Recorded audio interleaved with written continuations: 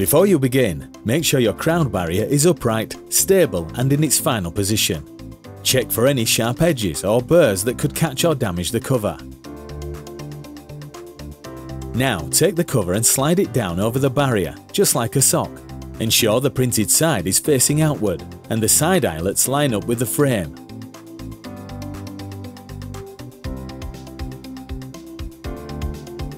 Starting at the top, attach each vertical eyelet to the barrier frame using cable ties.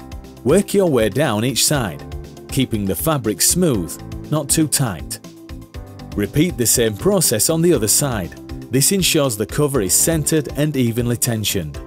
Finally, use more cable ties to fasten the bottom eyelets to the lower rail. Trim the ends and double check everything is smooth, tight and sitting correctly.